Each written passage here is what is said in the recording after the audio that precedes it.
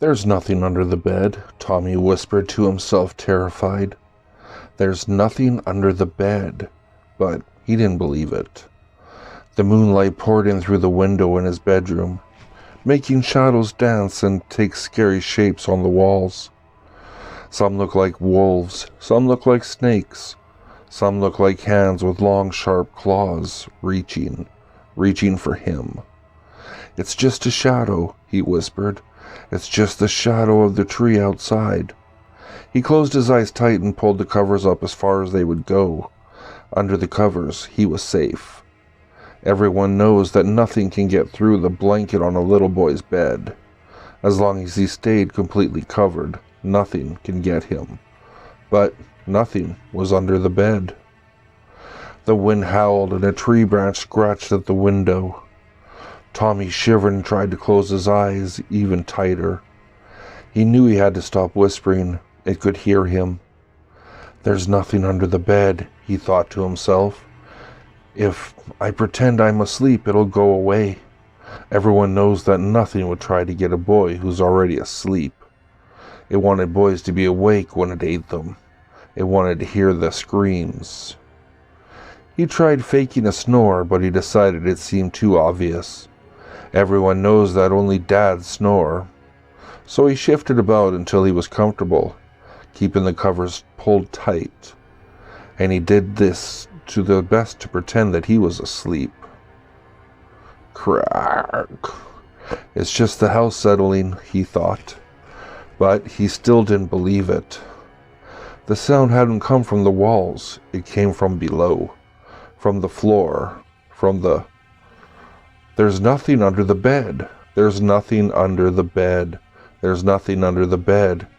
He repeated the thought in his head over and over until the words lost their meanings. "I'm under the covers, and I'm asleep, and nothing can get me because..." "There's nothing under the bed," whispered a voice outside the window. "There's nothing under the bed," growled a voice from inside the walls. "There's nothing under the bed," hissed a voice from behind Tommy's headboard. "And we know you're not asleep."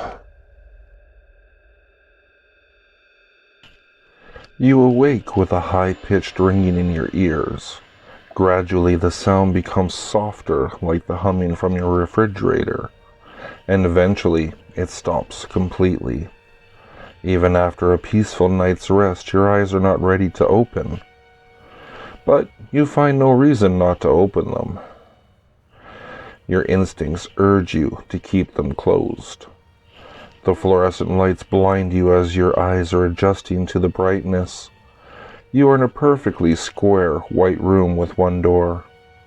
One door. There is nothing strange about the door, yet you find it strange how the door seems so ordinary.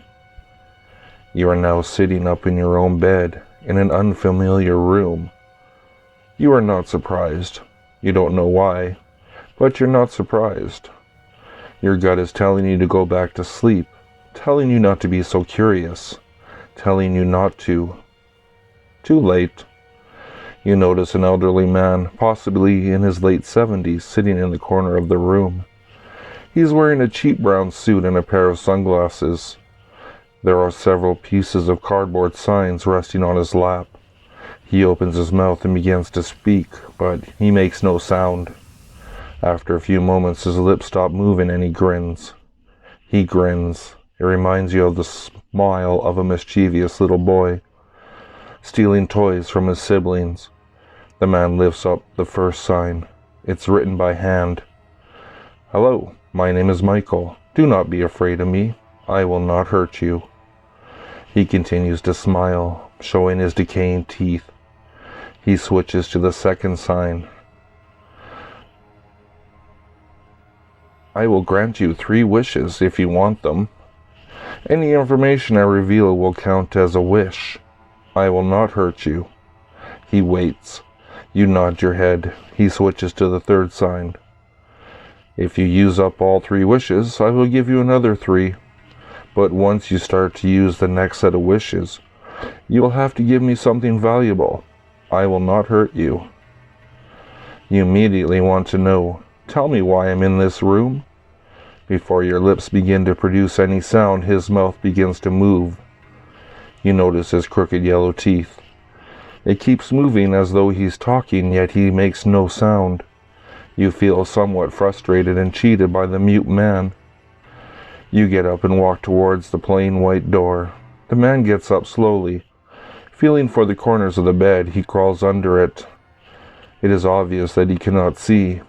You approach the door and turn the knob and open it. After opening the door, you find that the door is still closed, and you're holding a piece of cardboard with your own writing on it.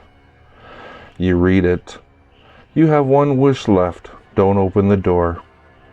You check on the old man. He's still under the bed. He's grinning again. This time the grin stretches across his face. His decaying mouth begins to laugh, a soundless laugh. You start to realize that the situation is hopeless. You want to go home. You want to wake up and realize that it's all just a dream. You say to the old man, I wish this is all just a dream and I won't remember it when I wake up. How stupid. You notice it only now. You are deaf. You'll never notice this, but you used all 4 wishes. You awaken with a stinging sensation in your eyes. Gradually the pain becomes less intense, like a wound starting to scab, and eventually it stops completely. Even after a peaceful night's rest, your eyes are not ready to open. Your instincts urge you to keep them closed, but you find no reason not to open them. Your gut is telling you to go back to sleep, telling you not to be so curious, telling you not to notice the old man with the rotting smile staring intently at you. The generally accepted idea is that the average person needs about 8 hours of sleep a night. That used to be the case, but for the past year it's been another story. Doctors still can't explain why, but collectively the average person only now needs to sleep 8 minutes a night. 8 minutes. It still sounds unbelievable. 8 hours feels like a coma now. As strange as it is, I will admit it's not without benefits. We have more time now to have fun, be with loved ones, and earn more hours at work now that we don't have to sleep all night anymore. In fact, with the surge in people awake all night, the unemployment rate went down rather quickly. For some, the lack of so much sleep appeared to be the best thing to ever happen to them. But of course, there had to be a drawback. It's hard to explain. Sometimes there will be these differences I notice. Things that really aren't supposed to be there. Like fruit on the countertop that's unnaturally big. Things that you wouldn't expect to see people do. Like attempt to lift a dumpster like it's a normal trash can. What's weird is when I first see these things, they seem perfectly normal until I stop to think about them. I myself tried walking down the street, hopping on one leg to work, and didn't think twice about it until someone asked me why I was doing it. The more I think about it, the more it disturbs me. Our bodies may be perfectly fine with the reduced need for sleep now, but what if our minds aren't? What if we are slowly going insane and don't even know it? What if we're still dreaming? Whether we're awake or not, and someday won't be able to tell the difference. What if we stop sleeping altogether? Makes me wish I was just suffering from insomnia like I was before all this started. Being sleep deprived was better than being delusional. The same dream again. I'm sitting at my desk, filling out my forms and completing my morning routine at the office. I lean over to answer the phone and I accidentally knock over my coffee mug. Carefully concocted caffeine and creamer streak across my freshly printed papers and onto my lap. Of course, I wore my brand new white slacks for the first day of summer. Stifling a yelp of surprise, dismay, and pain, I answer the phone. I giggle because suddenly the coffee stains are floating off my pants and papers into the clouds. As I deal with the first customer complaints of the day, the usual undertones of my office building filter through my subconscious. I hear a low thud or bang, followed by shouts. Probably that faulty printer at the end of the hallway, and Jerry yelling his usual string of swears as he tries to coerce it into working again. I take notes as the customer continues to explain the problem, but I don't understand him. It's some weird dream language. The customer speaks more and more urgently.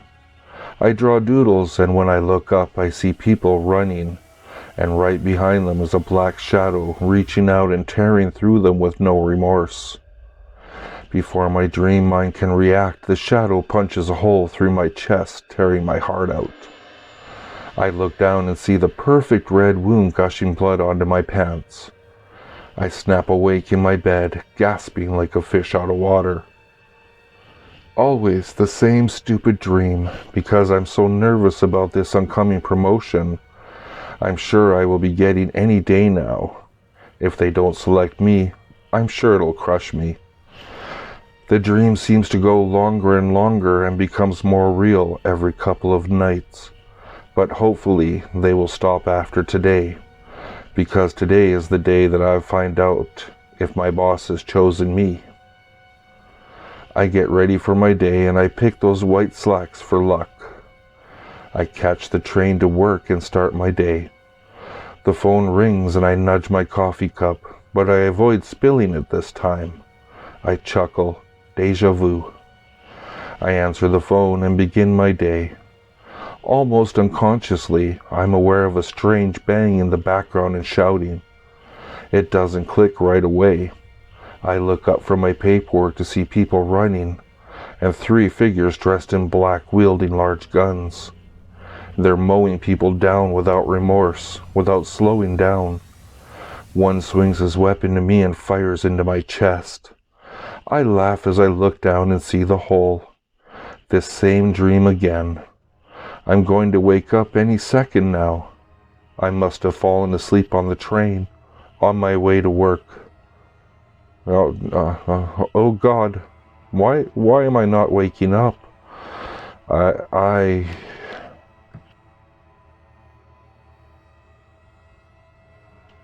sat alone in my office where it was quiet. Many days I'd clock in, shut my office door, and finish my work sheltered in the silent privacy of my office afforded. I'd been at my desk almost 2 hours. I stopped typing when I noticed how muted the hallway near my door had become. I could no longer hear talking between cubicles or shuffling feet of busy workers, or even phones loudly ringing across desks. The air seemed to have muffled as well, a quiet static that I felt on my neck. A strange unease echoed in the hairs now standing on my arms. My ears suddenly alert and attentive. I stood up and walked out, pulling the door behind me. It shut with a soft click. I stepped into the hallway and walked towards the front of the building. Every office I passed was empty, the hallways deserted. I treaded into another hallway, confused, tension in my legs as I continued towards the doors.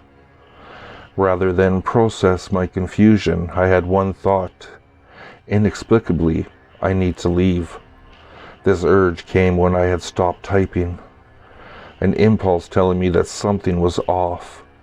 The quiet, the empty offices, the realization that I was the only one left in the building, and yet the chilling idea that somehow I was not alone. In an adjacent hallway, a door opened, disrupting the silence, shuffling on its hinges. It closed again with a clap. I froze before deciding not to investigate.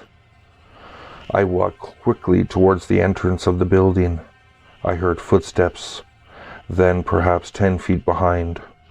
I walked faster. I did not turn around. I felt fear. I focused my mind. I need to leave. I heard the footsteps faster than my own, following me as I began to run. The sun poured through the doors as I reached out and pushed the handles, exiting to the parking lot. I squinted my eyes as I glanced back towards the entrance of the building. I saw a man, a black silhouette, barely distinguishable through the doors, but his face peered at me, pale lips drawn tight beneath an ill-defined nose. His eyes dark, yet moving, swirling, 2 black orbs pressed into his head. I stifled my urge to scream, react to the terror I felt as he pressed his face against the glass, inspecting me. I remembered suddenly my urge to leave. I ran forward through an empty lot, towards the only vehicle still parked, my car. I closed in on my vehicle as I glanced around, back towards the doors. He stood, face against the glass, thin body outlined by the door, only watching.